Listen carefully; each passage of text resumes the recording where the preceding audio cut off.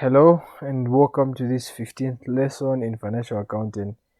So, in our lesson today, we're going to learn how to prepare the statement of profit or loss, the statement of changes in equity, as well as the statement of financial position for a company.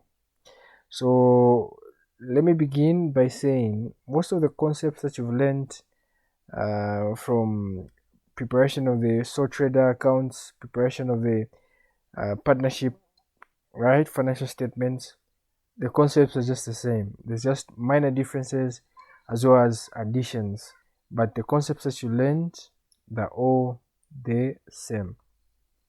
So, as we learned in the previous lesson, the first thing that we need to do, we need to write the title. But the only difference, as you can see here, for a company, it's supposed to be limited, PLC, right? These two are supposed to be included for us to signify that this is indeed a company legal structure. So, the second thing that you need to do, as we have already learned, is you need to write the type of financial statement that you are preparing. And this is a statement of profit or loss and other comprehensive income for the year ended 31st December 2024. So what is this other comprehensive income? So this other comprehensive income comes into play if and only if an asset has been revalued upwards, or largely has been revalued upwards. So an asset was valued at 1,000, it's now 2,000. It has gone up by 1,000. So that 1,000 is what we call revaluation surplus. That's included in the other comprehensive income, and you're going to see that as we prepare this financial statement. Then we need to put the currency marks, right? As I already told you in the previous lessons, what you learn is consistent. You just have to know where to place it. So here the first thing is the sales. So the sales that you're given in the trial balance are the ones that you bring there. Sales returns, if there's some sales returns or return inwards, what do? You deduct them from the sales, and you're going to have what? The turnover. Everything is just the same. Then followed by cost of sales. Here the difference is cost of sales, right? It's not the detailed calculation of cost of sales. The other thing that I forgot to mention is the statement of profit or loss for a company. It's summarized. It's summarized. It doesn't have all the details. It is summarized, right? Those details, the detailed calculations, where are they? They're in the workings. So there's a certain section which is called the workings, and those workings are what are included, is where the actual details of how to calculate these, for example, cost of sales, are, that's where they're found. Sorry. So let's go to working one. Here, this is working one. So we've got workings here. This is working one. So the way you calculate the cost of sales in any business, even for a company, is the same. The only thing is it's not included in the statement of profit or loss, but rather it's included in the workings. It's separately accounted for. So there's this opening inventory, you have it there. Then there's purchases, you have it there. There's purchases returns, return inwards, you have it there. Then there's carriage inwards, or rather carriage outwards, you have it there. These are just concepts that you've already learned, so I don't have to waste so much time. Closing inventory, you put it there, and then you have the cost of sales. So the cost of sales, when you calculate the cost of sales, this is the figure that you bring here, right? Then followed by, you need to find the calculation. So the turnover, right, minus the cost of sales is what's going to give us the gross profit, and we're going to have the gross profit just like you've been doing it in the sole trader and the partnership, and you're going to have that. Then you've got administrative expenses as well as selling and distribution expenses. So now, for the most part, you will be given the figures for the administrative expense and the selling and distribution cost. Sometimes it's just distribution cost, sometimes it's selling and distribution cost. So now, what are some of the components that are found in the selling and distribution cost as well as the admin expense? So now, the first thing that you need to do, there will be certain figures that will be given in the trial balance. These are the ones that you include here first. Then if there are any adjustments, depreciation is included in the admin costs. So depreciation for instance, land and buildings, right? Office buildings, lands, where those offices are being where those offices stand, right? Sorry, what am I saying? So land and land. Oh, sorry, buildings. Land is not depreciated. I beg your pardon. So buildings, administrative buildings, office space, and all these other buildings that the company owns, this is the depreciation that you include in the admin expense. Then selling and distribution, depreciation for vehicles, plant and machinery, and all these other items. But for the most part, you're going to be told where to include the depreciation. Then utility bills, right? Utility bills, electricity bills, water bills, these are included as admin expenses. Insurance, so insurance for land and buildings, right? Or rather, for insurance for buildings can be included there. Insurance for vehicles, it can be included as a selling and distribution cost. Rent on buildings, admin expense. Allowance for doubtful debts, these relate to trading, right? These relate to receivables, so then distribution. Irrecoverable debts, right? They're included as selling and distribution. Increase in provisions, they're included as selling and distribution. Why? Because they relate to trading. Decrease in receivables, included in selling and distribution. Why? Because they relate to receivables, and receivables relate to trading. Then you've got these totals. So these totals that you have at the bottom, these are the totals that you need to bring here respectively on administrative expense and selling and distribution cost. Other incomes. So if the company has other, so there'll be other incomes which are in the trial balance. You get the other incomes in the trial balance.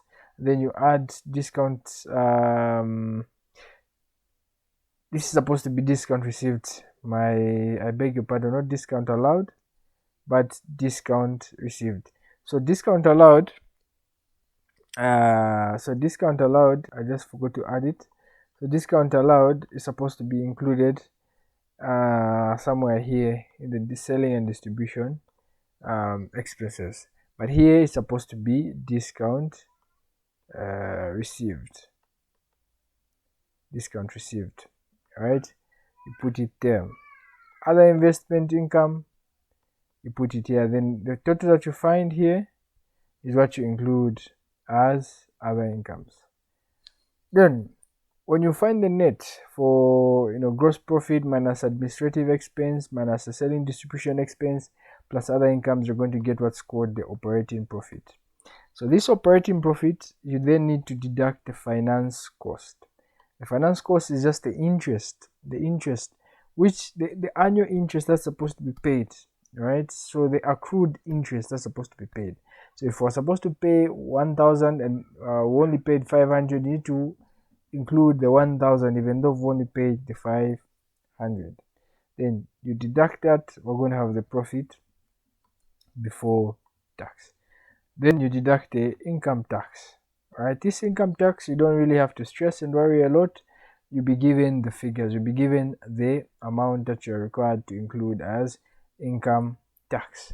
Then when you do that, find the total profit before tax minus income tax is going to give us the net profit. And then from the net profit, this is where you have the other comprehensive income. So what is the other comprehensive income? As I already touched on, for instance, you've got land or building that's valued at 1,000, and then it goes up in value. It goes to 1,500, right? So that 500 here, that's a revaluation surplus, and that revaluation surplus is what's included in the other comprehensive income, which is included here as revaluation surplus. Right, and then when you find the total here, so the net profits plus the revaluation surplus, you're going to get the total comprehensive income. But there are some cases where you've got a revaluation loss. So for instance, the value of the asset is 1000, then it's revalued to 500, then you've got a revaluation loss of 500. This 500 needs to first offset an existing. So for instance, if the existing revaluation surplus is 600, you need to deduct this 500 from this 600, and then you're going to remain with 100, and this 100 is what you have to include as an expense. So depending on which asset that's revalued, you include it as an administrative expense or distribution cost. With that said, preparation of the financial statements, the statement of profit or loss has come to an end. All right, so now please again, you need to memorize these items. So if you memorize them, it's going to be easy for you to prepare the financial statements in the exam. So now let's look at the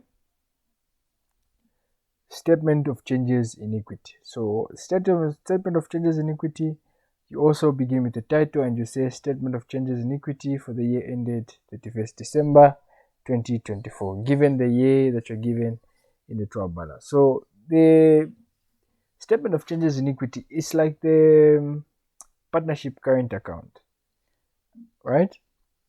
They're very similar, but they're also different, but it's a similar idea. It's a similar idea. It's like the partnership appropriations of profit and partnership current account. So now, what does the changes in equity do? This statement of changes in equity just outlines the movement in capital, right? And the movement also in reserves, right? So it's just the movement in equity and reserves, right? So now, let's look at the items that are found in the statement of changes in equity. You've got one, ordinary shares. What are ordinary shares? Ordinary shares, these are the owners of the business. These are the owners of the business who own the net assets of the company. Then you've got preference shares. So preference shares, these are irredeemable preference shares. These are the ones that are included as part of the owner's equity. These are irredeemable preference shares, but the redeemable preference shares are included as non-current liability. Then here you've got the share premium. What is the share premium? Share premium is just basically a profit on the issue of shares. So if the par value of shares is 1 kwacha, and then we sell shares at 1 kwacha 50 ngwe, that 50 ngwe, right, is what we include as share premium. This 50 ngwe per share, right? Then revaluation reserve. Remember, when you revalue an asset, it's revalued upwards. It was valued at 1,000, but now the value is 1,500.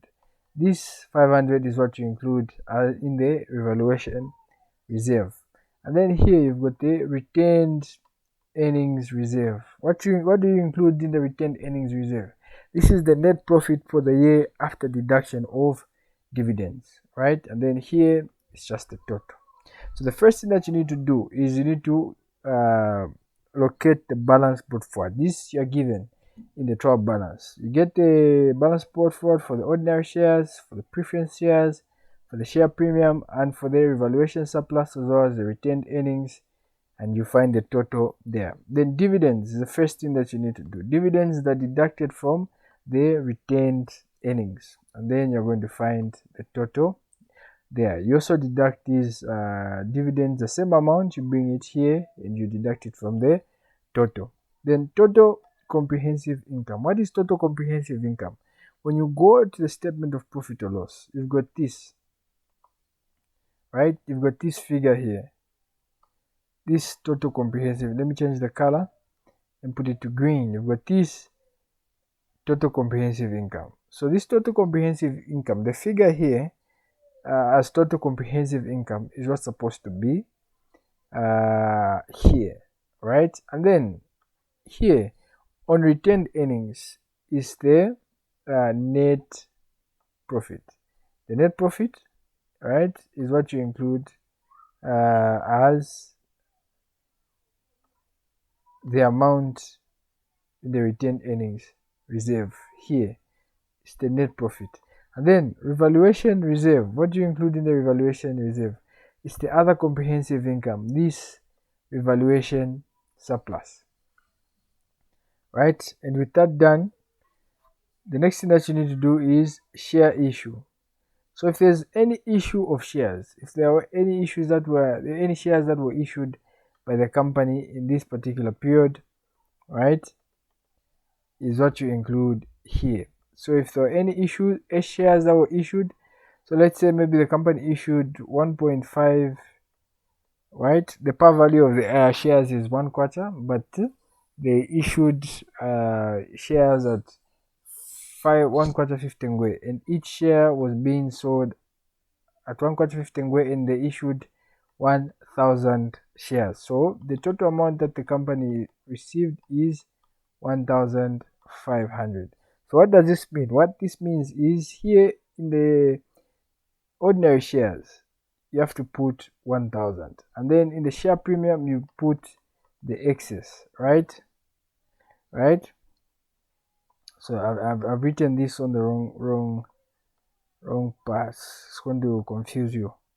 So here, this is where you put the 1,000, and then the revaluation surplus or the share premium, you put it here in the share premium section. Even for preference shares, if 1/4 15 ngwe preference shares were issued with the par value of 1/4, right, and then 1,000 shares were issued, this 500 you include it as share premium, right, and then the 1,000 you also bring it here. So with this example that I've done, so there's an issue of 1.5 ordinary shares and also 1.5 preference shares. So it means the total share premium is supposed to be 500 plus 500, which is going to give us 1,000. So here the balance here is supposed to be 1,000. Alright, supposed to be 1,000. So now there's sometimes where you're given the number of shares, or rather, okay, but for the most part, this is just the way the questions are quizzed. So you have to know that in the trial balance, if you see, let's say 1/4, let's say 10,000 shares, right? So you've got, so this 1/4 here is the par value. Okay, let me say this again. So if you've got 1/4, right, 10,000 kwacha ordinary shares, right, this simply means this 1/4 is the par value. This is the par value. So it means if the company is issuing shares at 2/4 15 ngwe, you need to deduct this 1/4 from the 2/4 15 ngwe, and then the remaining 1/4 15 ngwe is the share premium. If the shares are being sold at 1.5, you need to deduct this 1/4, which is the par value, and it's going to give you 50 ngwe, and that means that is the share premium, right? Then how do you find the number of shares? The number of shares are found by dividing the total equity, you divide by the par value. So the way it is here, so 10,000 here, that's the total equity. So 10,000 you divide by 1, which is the par value. It's going to give us how much? It's going to give us 10,000. And this means that these are 10,000 shares that the company has.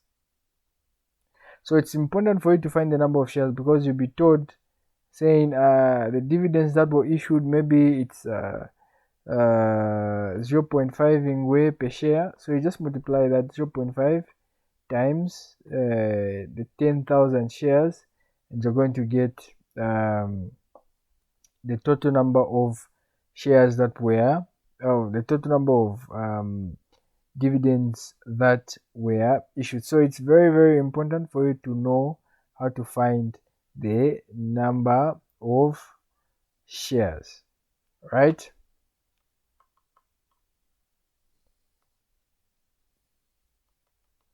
Right, so that's 5,000 there. So now there's certain times where maybe the par value is 15 ngwe. So maybe in the trial balance you are given, say, the trial balance you are given, say, 0.5 ingwe, right? 10,000 ordinary shares. So now how do we find the number of shares? You just divide this by 0.5, and the total that you find there is what we call as the number of shares. So this 10,000 divided by 0.5, right, is going to give us the total number of shares, which is 20,000. And this 20,000, right, and this is just something that you need to have off the top of your head. Then there's sometimes where you have these bonus issue. The bonus issue is where a company reclassifies some reserves. It reclassifies some reserves, right, so that it increases the share capital. So maybe the reclassification is the share premium. So they reclassify maybe 1,000 from the share premium, and then they include it as ordinary share. So you just deduct 1,000 from the share premium, and then you include this 1,000 as part of the ordinary share capital. That's some easy stuff. With that said, then you find the totals here. You add all the, so you add this, the opening balance, as well as the share issue, then you find the total. For the preference shares, the opening balance and the share issue, you find the total. Share premium, opening balance, share issue, and then you find the total. Revaluation reserve, opening balance, the revaluation during the year, you find the total. Retained earnings, opening balance, dividend minus dividends plus net profit or retained earnings for the year, and then you find the total, right? So now you need to add all these. So this plus this plus this plus this plus this is supposed to give you here, right? And this plus this plus this plus this, right, is supposed to give you the same amount, right? So what you find here is supposed to give you the same amount that you find by adding this, and that's the statement of changes in equity. So now let's look at the statement of financial position. The statement of financial position is just the same for a company, for a partnership, and for the sole proprietorship. It's just the same. So now the company here, the only difference is this part, the capital and liability. The capital and liability. So as you can see here, there's